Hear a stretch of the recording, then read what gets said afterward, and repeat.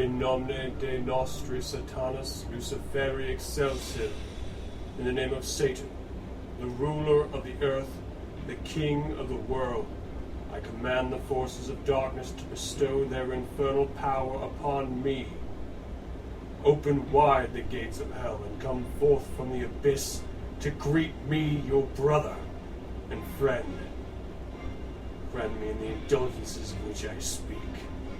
I have taken thy name as a part of myself. I live as the beasts of the field, rejoicing in the fleshly life.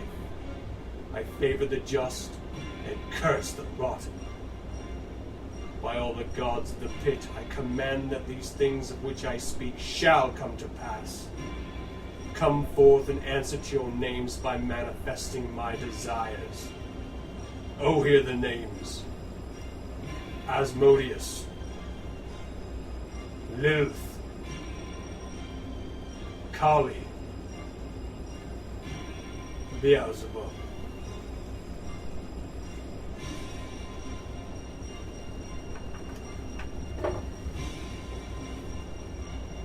I drink in honor of the company of the infernal ones.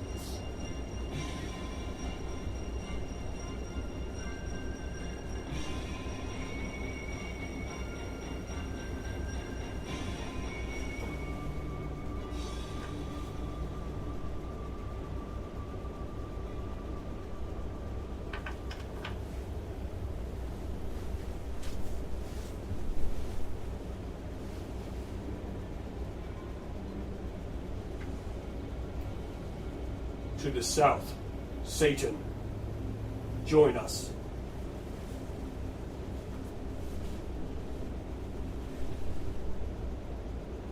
To the east, Lucifer, join us.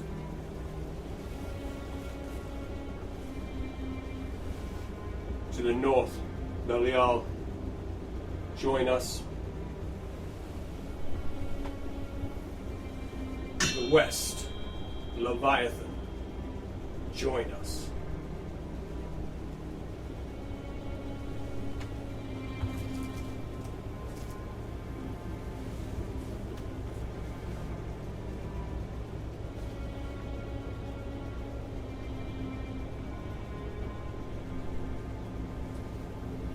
With the anger of anguish and the wrath of the stifled, I pour forth my voice, wrapped in rolling thunder, that you may hear. O great lurkers in the darkness, O guardians of the way, O minions of the might of Thoth, move and appear. Present yourselves to us in your benign power on behalf of one who believes and is stricken with torment. Isolate him in the bulwark of your protection, for he is undeserving of anguish and desires it not. Let that which bears against him be rendered powerless and devoid of substance. Succor him through fire and water, earth and air, to regain what he has lost. Strengthen with fire the marrow of our friend and companion, our comrade of the left-hand path.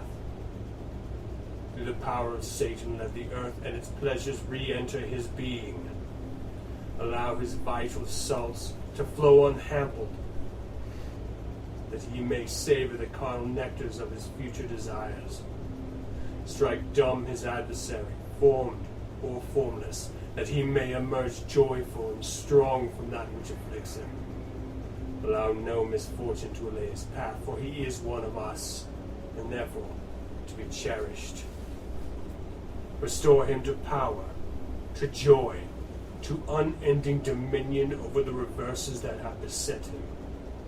Build around and within him the exultant radiance that will herald his emergence from the stagnant morass which engulfs him.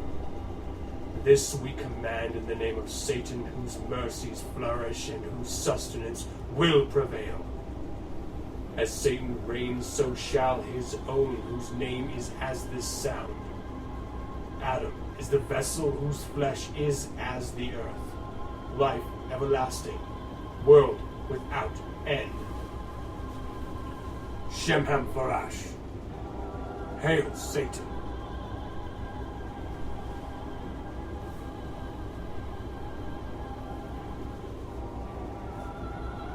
I ask, Satan, my brother, whom I have been with since my birth.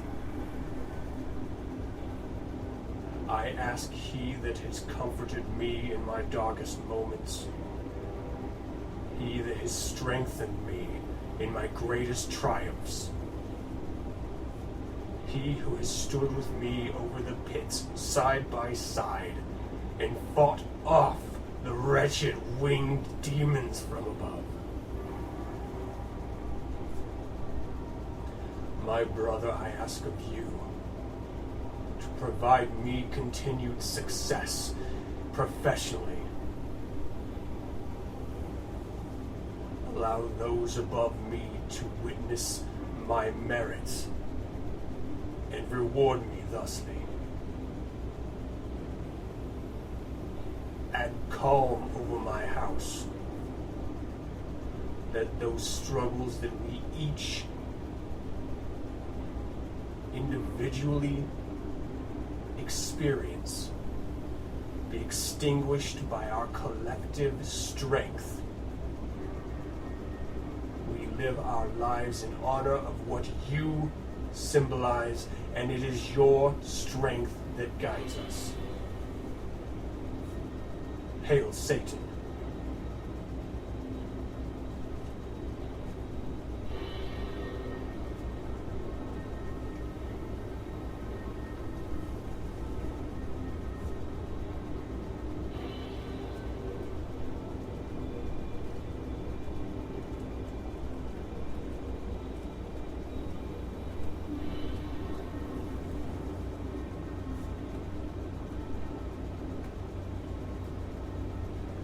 Napeai Babahe Das Berenu Vax Oano Laraniji Vunope Dualami Konisa Oleoge Oresaha Das Kahisi Afefe Mekaime Isara Moda Od Loano Si Doxa Das Ivad Meda Ae Jiro Seba Zodaka Od Zodamarano Odo Kakale Ka Zodorae Lape Zoderedo Nokomada Oathe Satan.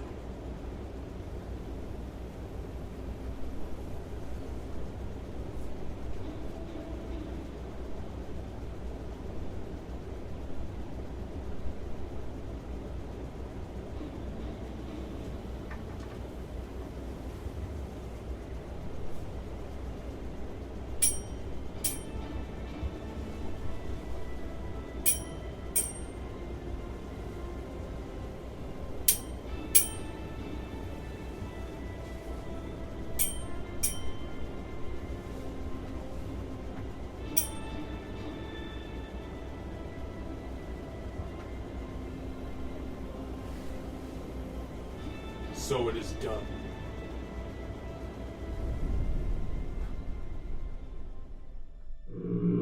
You're listening to Radio Free Satan. Enjoy the show. I would like, if I may, to take you on a very strange journey.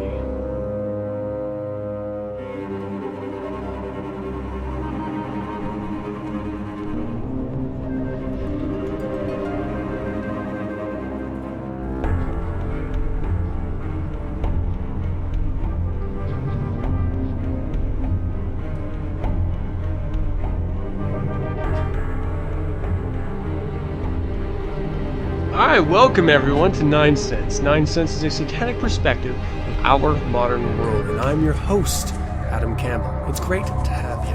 It is August 12th, and only a couple days away from my birthday, and I have got a great... I've got a show for you this week. Because this is sort of my birthday episode, at least I'm going to use it as such. I'm going to be doing it a little bit differently. So if you've tuned in to 9sense this week, expecting, even though I'm a day late, it's not really the 12th, it's the 13th, for the typical 9sense show. Turn it off, you're not going to get it. I'm going to be singing, I'm going to be telling you stories, I'm going to give you a new little mini segment called Adam's Road Rage. I'm going to be giving you a couple articles and my take on it, but mainly just sort of hanging out and having fun and drinking. Right now I'm sipping on Belgian White. Really good. I don't have an orange slice in it, but it's still cold and nice in my glass. And a little bit later, I'll be indulging in a little bit of Bushmills. I'm not going to overindulge tonight because I have to work in the morning, but also because this last weekend I indulged probably a little bit too much. I went to the man camp out this weekend, and you may have heard about it last week or whenever I rant about it on a yearly basis. And this year was a little bit different. There were a lot of plus ones, and in one particular case, there was this guy, this cowboy with 2 horses. Now, I'm not a horse guy. I married a horse woman, but I am not a horse guy. I do not care about horses. I do not even particularly... I don't have a fondness. I don't look at a photo of a horse and have my heart sink like some ladies do for whatever reason. I just don't care. Yeah, they're powerful, they're majestic, but I have real-world things to concern myself with, and horses are not on the list. Not at all. I don't mind riding horses, but I never thought going camping with them would be such a pain in my ass. So the point of the man camp out is to get into the wilderness with like-minded men, reflect together over the campfire through drinking and talking and just, enjoying the wilderness that is, nature itself. That's kind of the concept of it, is to get away, sort of reconnect with yourself and nature. And that is not really possible when everything depends on these retarded horses. So first and foremost, I have to say, I am not a cowboy. I do not like cowboys, because I don't think there's such a thing.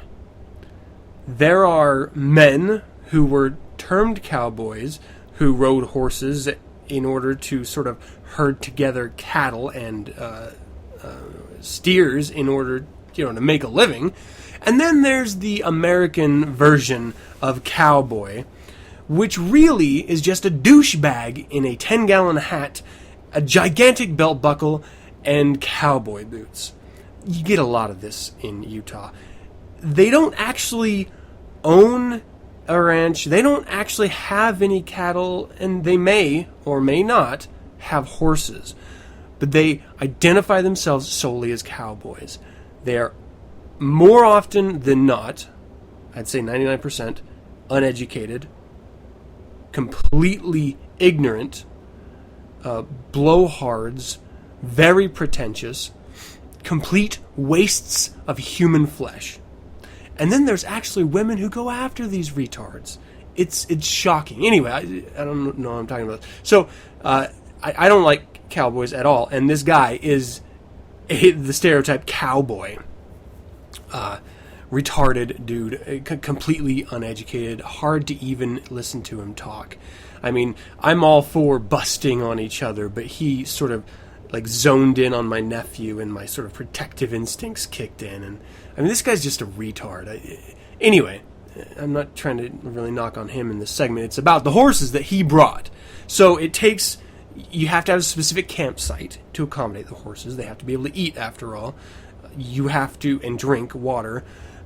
You just packing and unpacking a horse takes a ridiculous amount of time, where I could just throw together my backpack in literally 2.5 minutes and be hiking deeper into the mountains. We have to literally wait about 2 hours for this dude.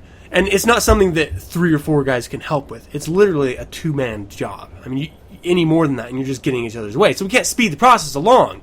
It's really frustrating. Just, between the horses, between the ridiculous snide comments and inability to communicate with the rest of the people, it ended up being really a shitty camp out. I mean, I was really pretty disappointed with the entire thing. And my vacation was filled with yard work and entertaining friends. And the entertaining friends part wasn't bad, but the yard work, Well, I mean, I was, out there all day for a number of days, so it was exhausting. So I guess going back to work is kind of like a vacation for my vacation. Yeah.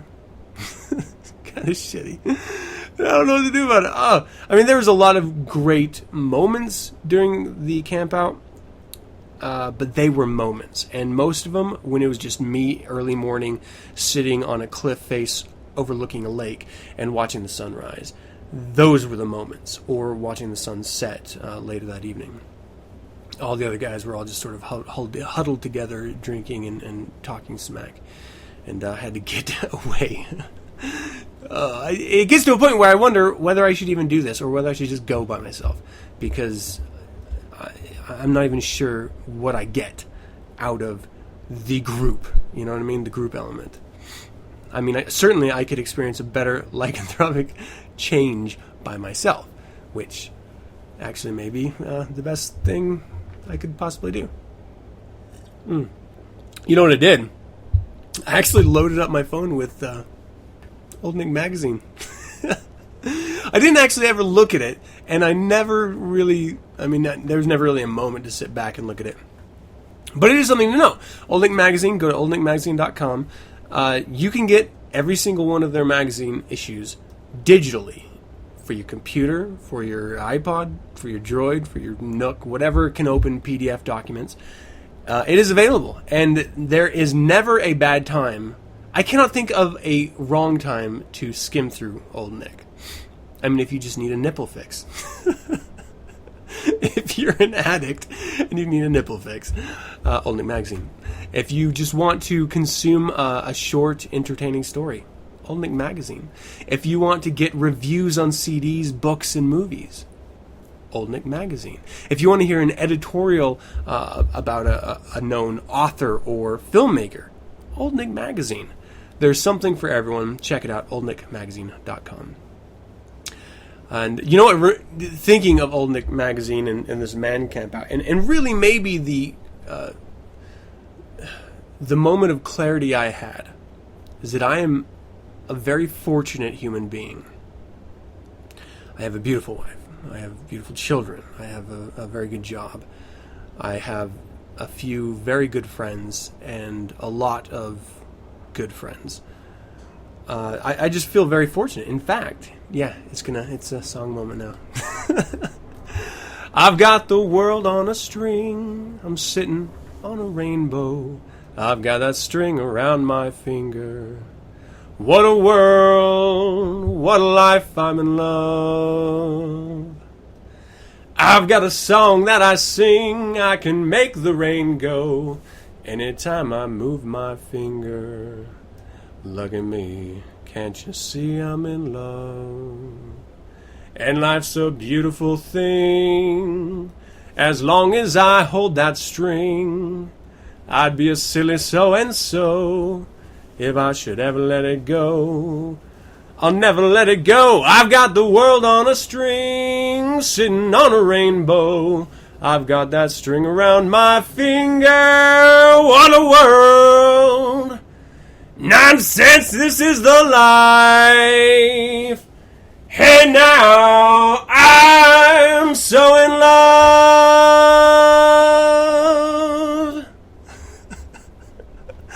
Yeah, I bet it would be better with a good singer and an orchestra, but I give a fuck. I'm still going to do it. So I was telling you earlier that I was going to do this sort of new segment called Adam's Rose Rage. So let me sort of set this up. I normally... I have a long commute to work. So I'm quite often in the car when I think of my Bizarre the Bizarre segments, or just random things that bother me, or just interesting notes, for example. So I pull out my phone and I hit record and I just sort of talk. So there's a lot of static from the road around me. It's really ambient in sound because it's my phone after all. But I'm going to give you a couple of those.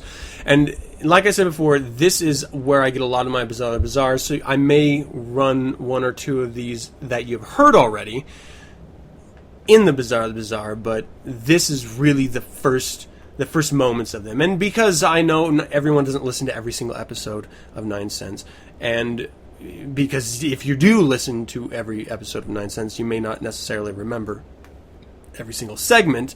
I don't mind, running these if I've run them before. I mean, I've got almost, I'm a year and a half now into episodes weekly. So, chances you haven't heard it are pretty damn high. So I'm going to hit the beginning of this with the Bizarre, and then I will kick it over right into a few of my really completely unedited road rages. So, good or bad, here they are. It's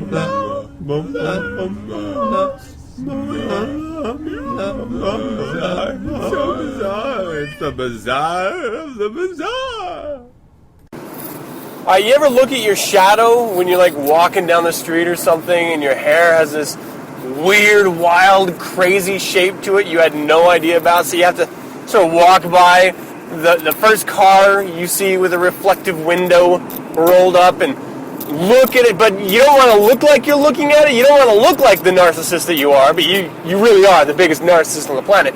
You're looking in another car window for your reflection, and you're like fixing your hair, and then you realize there's someone sitting in the car, because they're looking right at you because you're some fucking retard staring at them, fixing your hair as if they were the reflection. So, I have done this myself on numerous occasions. No, but I see, like, you think you know what you look like. You walk by, you see yourself from your eye perspective, height and angle, and, everything, you think you look like that. And then every once in a while you just see your shadow, and you realize that you don't look like what you thought you looked like. Or there's like 3 mirrors in a room and you can see the back of your head or the side of your head, and you're like, holy fuck, is that really? That's what everyone else is seeing? And it's shocking and it's sad and it's disappointing, but what are you going to do about it? It's just you looking like a fucking freak. Yeah, that happened to me today. I was walking down, I saw my shadow, my hair was like all fucked up. It got to this point where I didn't, there's like an open walled gym right next to me, so I didn't want to be that weirdo that stops and looks inside. So I got in my car, I started driving home, and I sort of, I don't know, sometimes I like move my head when I look in the rearview mirror as if I can somehow see a better angle by moving my head, but then I just really just see my fucking forehead staring back at me. So I'm looking at the rearview mirror and I notice my hair, and I immediately get that flashback of the fucking shadow. So I go to fucking fix my hair, and still people are judging me. A dude's driving up fucking like from right behind me, passing me on the left here, looks right over at me and sort of does that, like without the sound, that head rise. So either it could have meant, hey, how's it going, dude, or you fucking narcissist.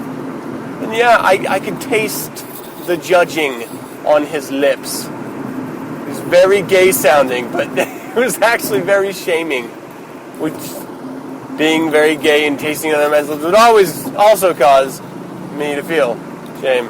Alright, well, I guess I'll just end it there then.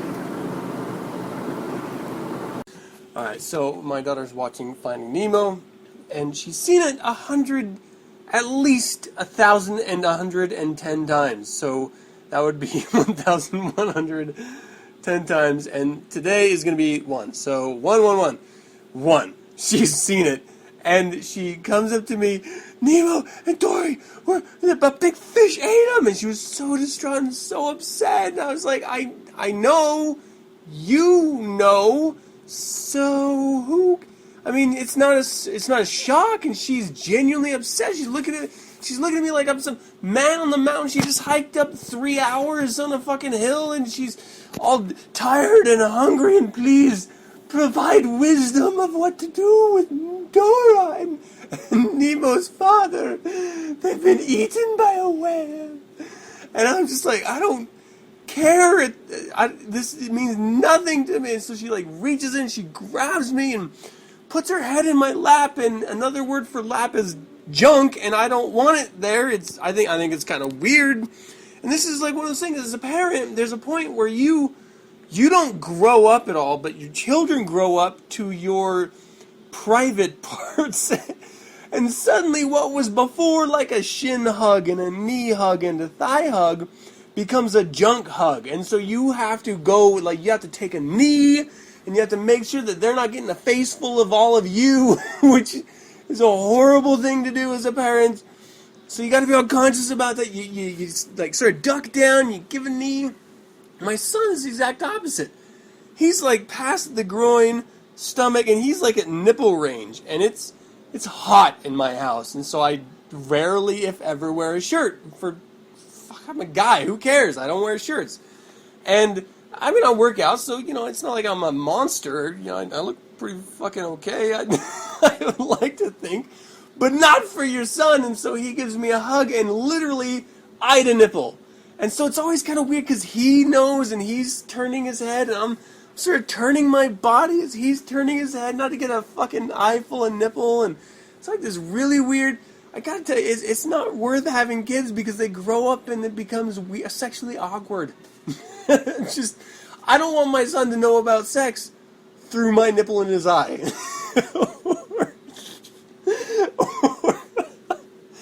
or like my junk on the back of my daughter's head. That's just not right. It's not right, and it's not funny, and I shouldn't. It's, don't have kids. This is why you shouldn't have kids. Lesson learned. Alright. Well, I didn't run any that I was planning on running. I just happened to have these two latest ones. My iTunes crashed a little while ago, and I reinstalled an older version of iTunes so that it would actually work again. And I guess it erased all of my freaking voice memos, so it's a good thing I write things down sometimes. So I'm going to have some that are lost, but, those two are, they're alright. Shit I think about all the time. Really kind of weird. But, alright, so I think I want to, Little Black House Blues song. So this is a song I've been working on. I'm not sure where I'm going to go with it. I'm not sure what I'm going to do with it. But it's a lot of fun. It's a little reminiscent. I try not to, but the way I sort of sing blues, I feel like it sounds... Well, I'm not going to say it because then it'll sort of give you a predisposition of the sound. You can judge for yourself. I'm probably going to speed it up a little bit because it can be a little bit long, but I mean, I do have a lot of time here.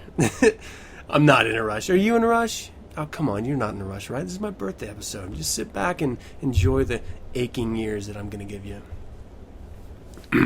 So, this was actually inspired a little bit by Glory, and you're going to see why here in just a second. Yeah, that's right. Glory. Sitting down in hell. I hear infernal bells. Someone standing up there. Fix on dialing hell. I wanna sell my soul. Devil, you gotta help me. I wanna have this woman. Want her to take care of me.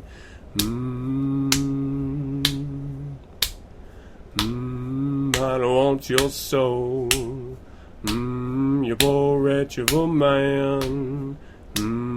Oh, girl, don't want ya. You ain't no kind of man. I don't want your soul. Y'all listen right here. You ain't gonna have her, 'cause you ain't no balls, you sick little man.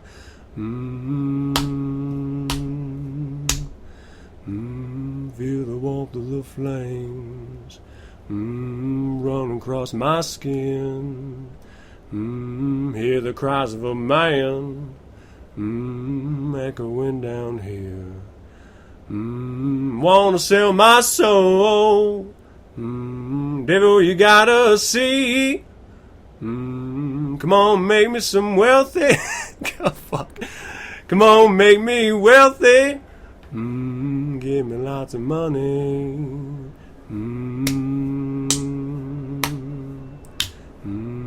I don't want your soul.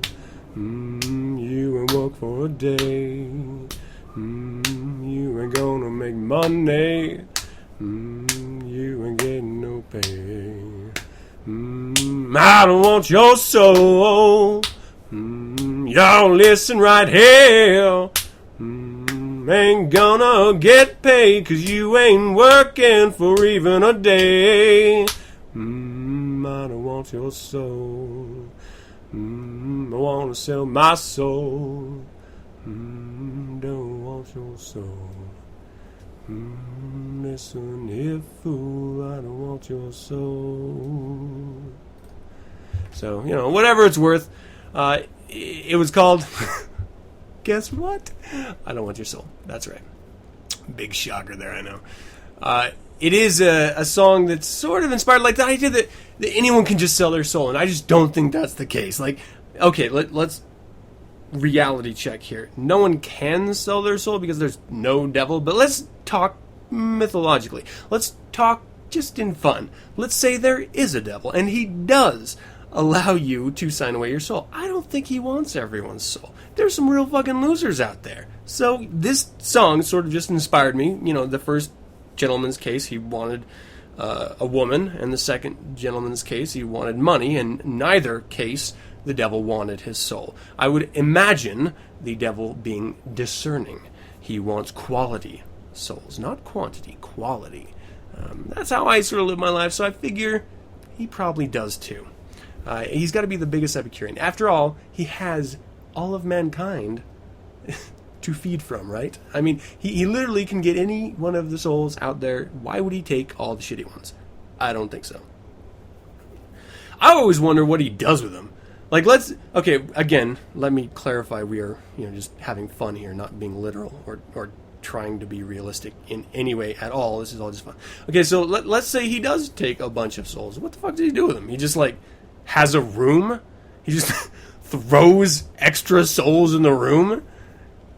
Open the door, they're all trying to bust out, and he's, shoving his leg in, get back, I don't know, you stay in there, and how can you really enjoy, if you do have a whole bunch of souls, can you really, do you just occasionally, pull one out of the room, and just sort of set it, what on a chair, do you set souls down, you just sort of let it float for a minute, and then what do you do with it, you just poke it? I mean, I don't understand. The concept, do you consume it? Is it something that you, get a straw and stick into it and just... it's kind of weird. What's the benefit of having 1 to 1,017,000,000 souls? I'm not entirely sure I understand that notion. But, what are you going to do, right? Okay, so what's next on the plate here? Let me look. I'm just sort of ranting on here. Oh, yeah. Okay, so I'm going to talk a little bit about some memorable moments in life. After all, this is my birthday episode, so I'm going to give you a little taste of what it means to be Adam. A little taste.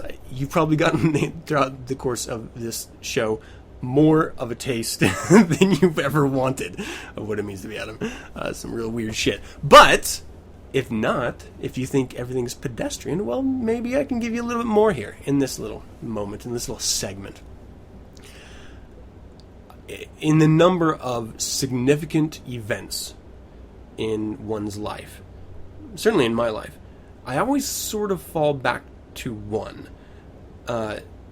Before I went on this man camp out and before my friends came in from out of town, I put them up in my house and everything, I took a drive to downtown Salt Lake, which is actually really beautiful. There's this place called the Avenues, which is just essentially a gigantic hillside with tons and tons of houses all arranged in a grid. And in the upper middle of this is a cemetery. When I was in high school, and I've talked about this before, a friend of mine committed suicide, and it was a huge, huge event in my life that really spun me a little bit. It got me sort of searching in the occult and alternate realities for any way I could to reconnect with him. I actually ran into this little vampire thing for quite some time, and it was interesting. They were gothic. I never really was, but it was just an experience, I'll say. And actually, a lot of my sexual deviant behaviors still stem from the cutting and bloodletting that I picked up from there. Just a side note. So, through that, I got what I needed. and that was to come to terms with the idea that my friend is gone, and there's nothing that I can do to change that, so I have to accept it and sort of move on. And that was really the first time that I dealt with death personally. We were pretty good friends, but not, we were like a year from growing apart. So we had a past connection, which is why I think it affected me. And a lot of it also, I think, has a lot to do with when someone dies, you sort of want to feel bad. Like, and I don't know, is it because you're expected to? I've spoken to it on the show before, where there's almost like this fame you get on those who were connected to the loss.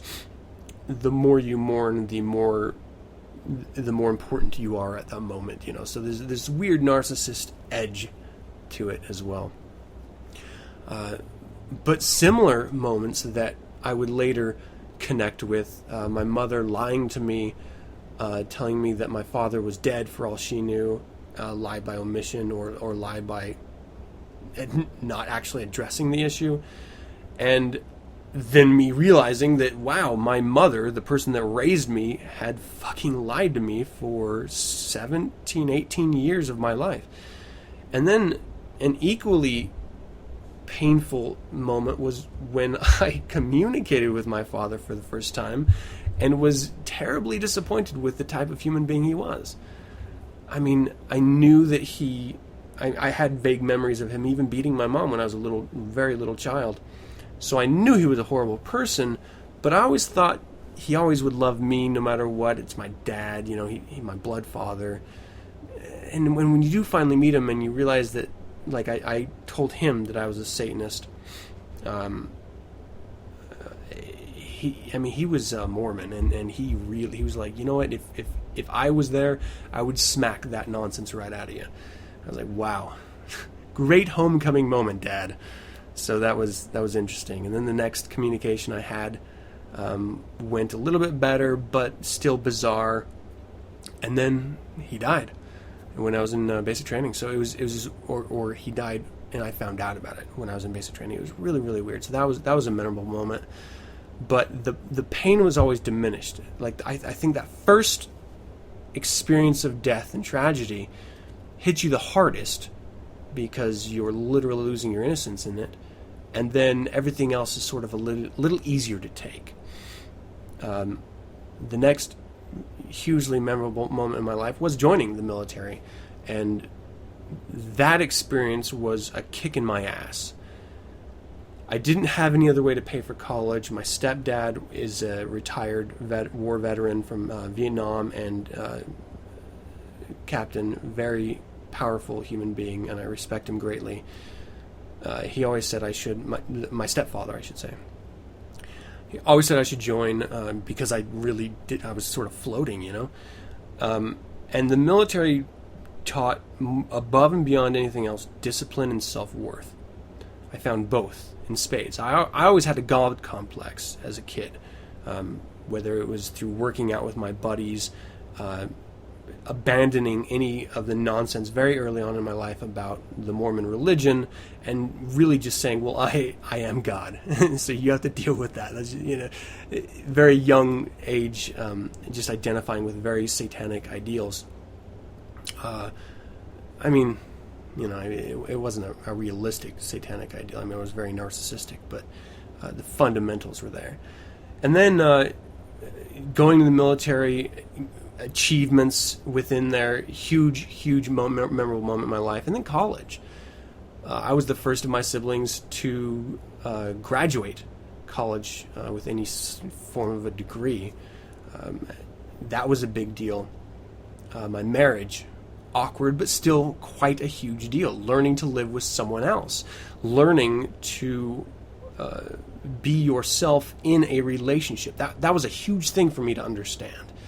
And then years after we were married, learning to identify myself as a individual, as a husband, and then as a father. That was probably the biggest life-changing moment to date. I bawled with my children in my hands, each time. It was a very powerful moment for me, and something that I will always have. I don't really know how to describe it, but I really do feel like a god when I'm holding something that I created with my wife. Out of nothing, out of us. That's a huge thing. Learning to be a father was really tough, especially if you're a selfish individual. And making that adjustment is absolutely necessary. So whatever you have to do to rationalize it, you need to do that as a human being, because you owe it to this life that you created. If you're going to be a god, be a benevolent god, be a caring god, be a loving god. And so I certainly try to do that with my kids. Until they can realize that they are their own, I certainly don't want to rule over them or anything. That's a little weird. And then, you know what? Starting this podcast, it may sound really stupid. It was a huge, huge moment for me. I started it with the idea that I would just sort of rant for a while and allow my friends who had moved away to, connect with me through that medium. I never thought that I would have as many regular listeners as I do, as many very intelligent and thoughtful listeners as I do. I always, and I don't know why, a little self-deprecation, I suppose, imagine that the people that listen to me are kind of like me, but there's this huge, vast difference in every single person that's contacted me about this show. They measure success in their own way, and they're all very successful. And I just got to say thank you for listening again. I know I say it a lot, but I do really mean it. It's very nice. And when I do get to have these episodes, because this show is weekly, so naturally, like anything that is repetitive, some episodes are going to be better than others. I've come to terms with that, and I hope you have too. But it's nice, right? I mean, it's this way of reaching out and connecting and sharing something I'm passionate about, and that's our existence here right now, and the weird things that happen around us, the things that influence us, and the way we can influence the world. And then Satanism, something that I really, truly, I just identify as a portion of who I am, a very powerful portion of who I am. I think it's nice. And then, just the weird, crazy, random shit that I threw out there as well. So, those are some memorable moments in Adam's life. Good times. I don't think I'm drinking fast enough. I do think I'm going to be throwing in an Infernal Informant here. I've got 2 articles to go through that I thought would be interesting to read because they're relevant and they sort of ring a chord with those like us. And then I'll close it with a song, and that'll do it for the show. I may be a little short on this show, but what can you do? There's the ritual at the very beginning that sort of filled in some time. And I guess that'll be it. So let's go ahead and move into the Infernal Informant. Listen up, hey y'all daddy, good news, there's no devil, bad news, there's no heaven, there's nothing to see. I'm your Infernal Informant. Alright, I can't remember if I mentioned it already, but I got a fan going here, so you might be hearing that in the background as well. So do not adjust your headsets. Okay, so the first article is the Ryan Way, and this is from National Review Online. Mitt Romney has a history of elevating young talent, by Robert Costa. As Representative Paul Ryan of Wisconsin has risen in the vice presidential sweepstakes, a few political observers joked that the athletic 42-year-old congressman with his jet black hair and square jaw looks like one of Romney's 5 sons. But according to Romney's confidants, Ryan's appeal to the former Massachusetts governor is far more professional than filial. He's the kind of smart young guy that Mitt likes, and Mitt would have probably hired at Bain, says Mike Murphy, a former Romney advisor. He shares the intellectual talent and positive outlook of the guys who Mitt mentored for decades. Back when he was running Bain Capital, Romney was known for following a management method called the Bain Way. In their book, The Real Romney, Michael Cranish and Scott Hellman describe it as intensely analytical and data-driven. It requires a healthy ego, the authors write, to go into a business and tell an owner how to run his own firm better. It also requires a specific type of talent. Bain Capital operates as a small shop, and Romney took care to hire ambitious and serious business school graduates, fresh-thinking young men he could develop, not just seasoned Wall Street hands. In the late 1970s, I was asked to help recruit bright, recently graduated MBAs to join the firm, Romney recalls in his book, No Apology. We were a cutting-edge company, we paid high salaries, and we usually landed the cream of the crop. Edward Conard, a partner at Bain Capital from 93 to 97 and the author of Unintended Consequences, tells NRO that Romney's effectiveness was sharpened by his relationships with the rising star consultants he recruited. So he's not surprised to see Romney form a bond with the analytical Ryan. Romney may not have an overly warm figure in the office, he says, but he was clearly drawn to uber-competent thinkers. That was competent, not competent. I saw it firsthand, Conard said. Romney's challenged us to challenge each other, and he was never afraid to ask tough questions or answer them. He surrounded himself with the sharpest, most talented guys and ran the place like a consulting firm where employees were expected to create value, to do their homework, and present proposals rooted in facts. In Ryan, you see that kind of politician. He's not slinging bull. Inside Romney's Boston headquarters, aspects of the Bain Way have seeped into the campaign effort. Spencer Zwick, a 32-year-old private equity investor who was dubbed Romney's sixth son by Politico, runs Romney's finance team. Bob White, a mid-50s former Bain Capital partner, is one of Romney's closest advisors and a frequent presence at Romney's side. Bob White is an important advisor, and he has known the governor since the early days at Bain, says Ron Kaufman, a Romney strategist and former White House political director. While they're not the entire campaign, people like Spencer and Bob come out of the business world, known the governor very well, and have perspectives and skills that are valued. It's opening the other page. A number of Romney sources say Romney runs his campaign horizontally, with advisors working on specific projects, and Romney, the obvious overseer of the enterprise. This approach is similar to how I was going to make a Star Trek reference. I chose not to, and then I chose to reference that I was going to make the reference. What the fuck? This approach is similar to how Bain Capital was run, with a tight-knit group of senior partners reporting directly to the chief executive, presenting him with various options. These days, many of Romney's top political advisors are youthful Republican whiz-kids, such as Lonnie Chen, the policy director who holds 4 degrees from Harvard, and Alex Wong, another Harvard-trained policy guru. At Bain, Romney searched for partners who fit his comfort zone. Cranish and Hellman write, Chen and Wong fit that mold, as does Ryan, who is a part of a kitchen cabinet of business leaders and policy experts who talk regularly with Romney. We're very much inclined in the same direction, Romney told NRO in March. We have spoken together about my plan on Medicare, for example, and ultimately the Wyden-Ryan bill is very similar, if not identical, to what I proposed some time ago. We all have ideas at what should be done with Medicare, Medicaid, Social Security, and we're on the same page. According to Romney insiders, Romney deeply appreciates Ryan's willingness to privately share his critique of the campaign during the heated Republican primary, where Romney often struggled to make his case.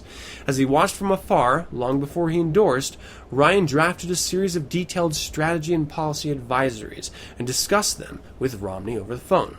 For Romney, these corporate-styled memos made a lasting impression and catapulted Ryan into Romney's circle, where he has remained since. Both men are intelligent and very empirically minded, driven by facts, says Peter Wehner, a friend of Ryan's and former Bush and Reagan administration official. When he looks at Ryan, Romney probably sees someone like himself, a person he'd want at his side in the business world or the political world. They approach complicated problems the same way. Since Romney's Veep search has been hush-hush, no one knows whether Ryan's budding alliance with Romney will put him on the Republican ticket. But if Romney's personal practices at Bain and on another campaign trail are any indication, it would make sense that Ryan is a leading candidate for the job. On the other hand, Bain Capital isn't always going to translate into the political world. Who Romney hired at Bain and who he picked for vice presidents are two very different things, Murphy says.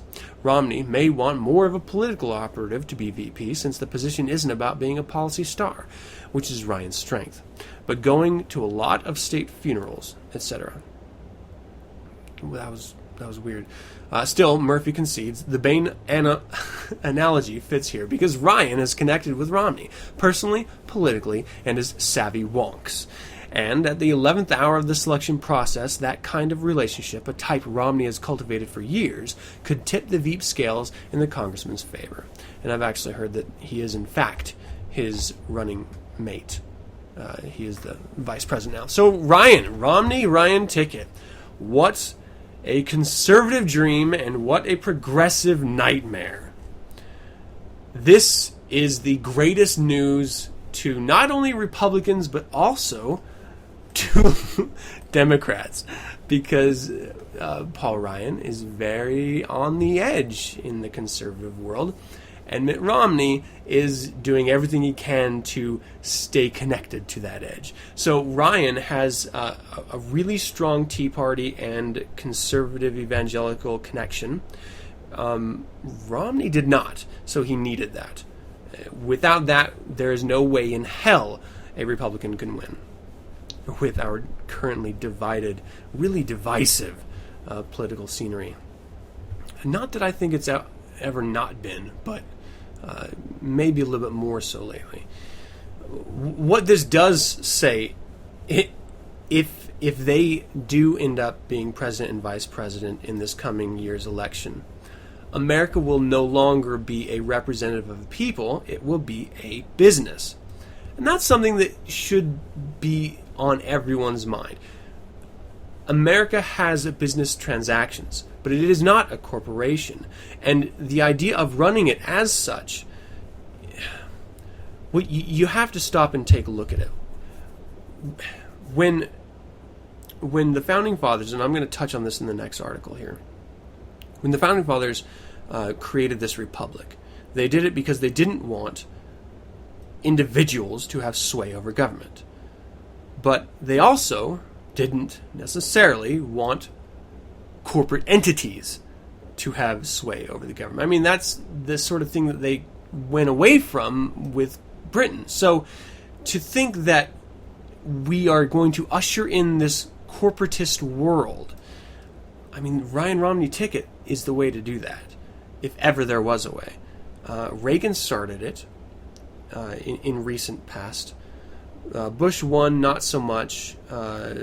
Clinton actually helped it a lot with Glass-Steagall repeal. And then, what are you going to do? Bush 2 comes in and really nails home the coffin.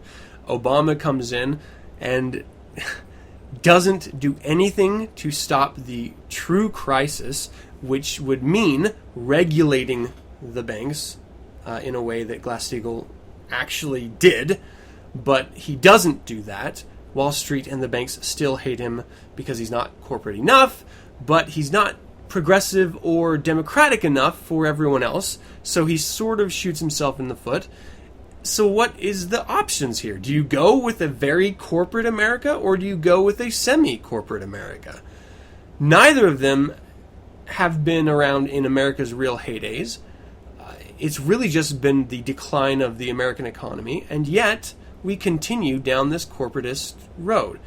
If that's what we're going to do, fine. Let's own up and let's do a Romney-Ryan ticket and let's just see how good or bad they do. But if history is any indication, it's not going to be good.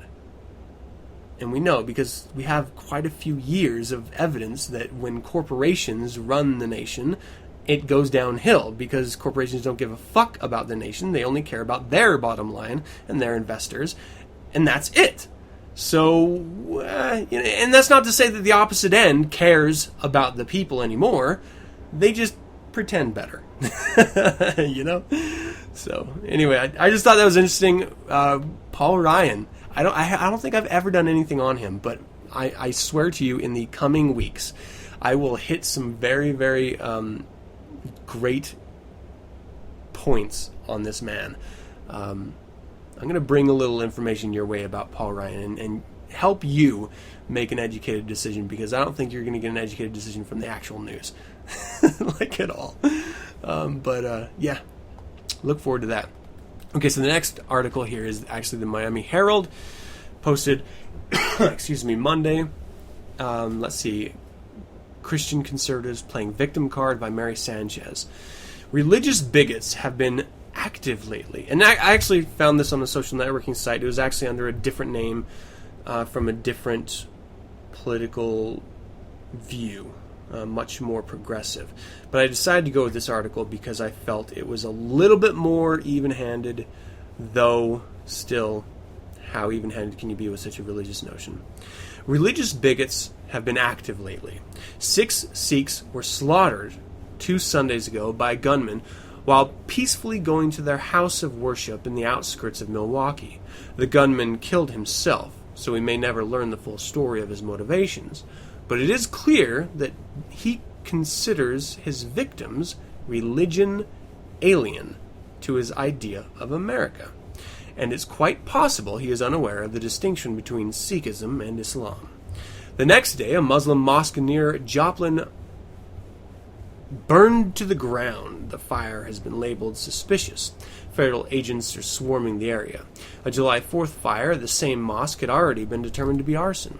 It will surprise no one if the culprits turn out to be a nutcase with a hatred of non-Christians and non-Caucasians, someone for whom all Muslims are terrorists. It would be a mistake, however, to dismiss the nativist paranoia behind the terrorism as an aberration, for it echoes through mainstream politics and culture, with right-wing media personalities and elected officials promoting the idea that Christians, who comprise the vast majority of Americans, are somehow the true victims of religious discrimination. Considering the constitutional amendment Missourians went to the polls and overwhelmingly approved the day after the mosque burned to ashes, it purported to secure the right to pray. It passed by a 5-1 margin, and no wonder. Its most troubling passages were not spelled out on the ballot. Yes, ballot did stipulate that the amendment would guarantee the wholly uncontroversial and already quite secure right of Missourians to assert their religious beliefs. It also made clear that the amendment would establish the right for school children to pray and acknowledge God voluntarily in their schools. Many voters weren't aware of this passage from the amendment that was not included on the ballot. No student shall be compelled to perform or participate in academic assignments or educational presentations that violate his or her religious beliefs, or of the language in the amendment protecting the right of elected officials to pray on public property. Why is such an amendment necessary? A thinking person might ask. In a state where 80% of all citizens are avowed Christians, where churches are socially prominent institutions, and where public displays of Christian piety are the stock and trade of successful politicians, why, while the Muslims of Joplin picked through the rubble to salvage remnants of the Quran from their burned mosque, and while the Sikhs of Milwaukee mourning their dead, did the humble Christian folk of Missouri vote to protect the right to pray in His way? Were they thinking of their persecuted brethren of other faiths? Most voters who approved the Missouri prayer amendments likely assumed the proposal sounded innocuous, knowing that other religions' freedoms are already guaranteed by the Constitution and the Bill of Rights. But when pressed by media, many backers of the amendment spoke about ensuring that school children have the right to refuse learning about Buddha or Islam, or being somehow indoctrinated by learning about how Muslims pray facing Mecca, east in the Midwest. And there, the true intent of the ballot initiative is discovered.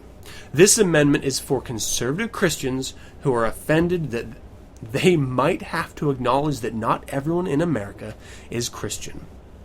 As I write this, I'm wearing a white gold cross necklace. There's a St. Christopher's medal mixed in with the paper clips on a desk. A few biblical quotes are tacked up too. I can pause anytime I want to say a few words of prayer. As a Christian, I am not under siege. My church will be standing on Sunday. The ACLU has filed a federal lawsuit arguing that a section of the amendment, also not spelled out in the ballot language, does not extend its protections to all citizens equally.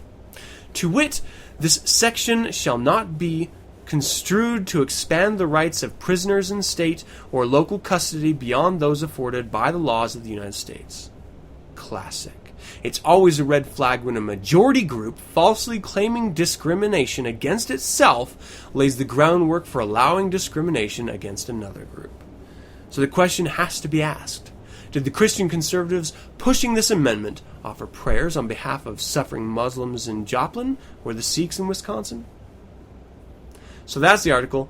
I thought it was interesting because there's a Christian viewpoint very much against the idea of this past amendment in ensuring Christians the right to not be discriminated. So absurd. When you think about the idea that in God we trust wasn't included on our currency into the 50s, and when you think about the God line in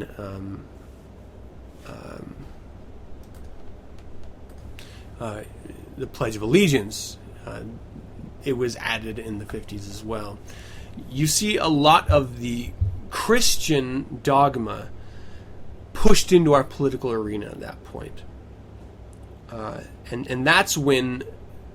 And it's funny because after a generation, after 2 generations, people forget that it was not there before. And they assume that it's always been there. And so they apply this backward thinking that if it's there now, we must have started there with a Christian nation.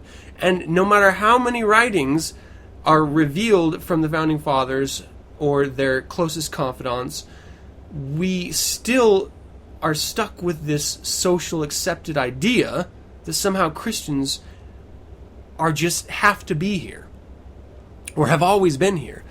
That's not the case. That's not the case at all. And it was a lot of sort of the McCarthy era that brought them to the forefront, and certainly into our currency and into our Pledge of Allegiance.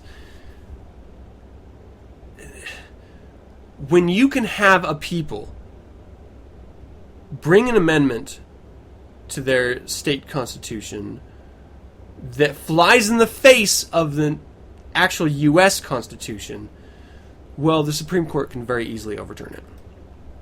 But will anyone bring it up to that level? I mean, are we going to just be content with, okay, there's overly religious areas that we just can't go to where the U.S. Constitution in the United States doesn't really apply because their local constitution is, more important? I mean, we have to look at ourselves as Americans and come to some form of an agreement that, yes, we realize that this Christian addition to everything that is America is a lie and was added many, many hundreds of years after. But are we going to? I don't think so. And especially with our current political environment. I mean, we have a 2-party system, and one of those parties' balls are tied to the crucifix.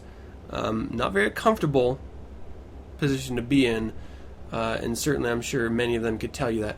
But it is a reality that they have to work within, because so many of Americans are uneducated, so many of Americans are ignorant, so many of Americans are Christian. It is sad. But yeah, so to my point before, we were created as a republic, a representative democracy, so that individuals wouldn't have the right to oppress other people or to create these ridiculous amendments to obviously skirt the Constitution or national law. But in our modern fucking political environment, it's these very amendments to state constitutions that are put forward by people, by the regular people, who think they're doing a great service to the country, but really they're just shutting down another part of the country. It's that idea that, well, I don't want my taxes to pay for abortions, so I shouldn't have to pay this much in taxes, or I should have some say in the tax code. No, your representatives are there specifically to look at the greater picture. When you're sitting here focusing on yourself, you don't see the greater picture. There are more than you, believe it or not, in your area that your representatives care about. You are their constituents. You put them up there. Now, you may have not actually done it yourself, but the majority of those around you did. And no one knows that more than me in Utah, with fucking Republicans everywhere, and they constantly vote in Republican corporatists year after year. Ironically, Utah's not doing too bad locally, so I don't really complain too much about it. Our economy is pretty damn good, actually.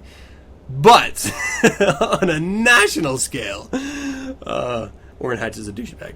Just had to throw that out there. So yeah, I mean that's just one thing I wanted to bring up. You having your right to say whatever you want and have that become a law because you get a bunch of other ignorant assholes together is not what was ever intended, and is a huge problem with constitutional law and federal and state law. So just something to, I just wanted to throw out there. You don't like it, suck it. And I was going to do it for that part of the Infernal Informant. I had a bunch of little pauses in there. Alright, so last year, during my birthday episode, I did a little ode. I was raised by a bunch of women who always watch The Sound of Music, so that is stuck in my head quite often. And so that song, A Few of My Favorite Things, I sung last year. I sort of refined it a little bit. I narrowed it a little bit more to sexuality. And I'm going to sing it here for you as a closing song, and I hope you'll appreciate it. I start off very non-sexual, and I immediately take a left turn into Sexville. So prepare yourself. Freshly cut grass and a cold beer in my hand. Under boobs, side boob, hell, any boob's real grand. Using both hands when you go down on me. These are a few of my favorite things. Feeling a hard nipple slide across my palm. Giving you goosebumps on the curve of your hip bone. Singing to my girl how sexy she can be. These are a few of my favorite things. When I'm sick of it, when darkness covers me, when all I see is red, I simply remember these few little things, and then I bring her in our bed. A little retarded, whatever. It's quirky. Deal with it. Okay, and you know what? That's going to do it for another show. Woo! It's been an hour. It's actually been over an hour with the ritual. So, you know what? Thanks for listening. That was my birthday show, and I only had one beer the entire time. Huh. I'm not sure how I feel about that. Anyway, I hope you enjoyed it, and I would love to hear from you. Visit the website 9sensepodcast.com and send your correspondence to info@9sensepodcast.com. Let me know of any suggestions, critiques, corrections, or general comments you might have. You can visit the Satanet, Facebook, Google+, Twitter, or MySpace page for 9sense and get updated on weekly topics. We're also now available on Last.fm. Listen to the show at RadioFreeSatan.com or download the show Monday nights via my RSS feed, found at 9sensepodcast.com. You can also subscribe via iTunes by searching 9sense, and don't forget to leave a rating and or comment. And I mean it. I know I get a lot of downloads. I look at how many downloads I get, and I don't have a fraction of those downloads giving me a like on iTunes. And I realize a lot of you don't use iTunes, and that's fine. But if you want to help spread the word, that's a really good place to start. And so, word of mouth, tell other people. Regular 9sense episodes are pretty good. The birthday episodes are a little weird. Listen. I appreciate it. If you'd like to learn more about the Church of Satan, visit churchofsatan.com. And if you'd like to hear other fine satanic voices, music, or personalities, visit RadioFreeSatan.com, an online streaming radio station. Once again, thank you for joining me. And as always, I'm your host, Adam Campbell. And until next week, Hail Satan! Hail Satan!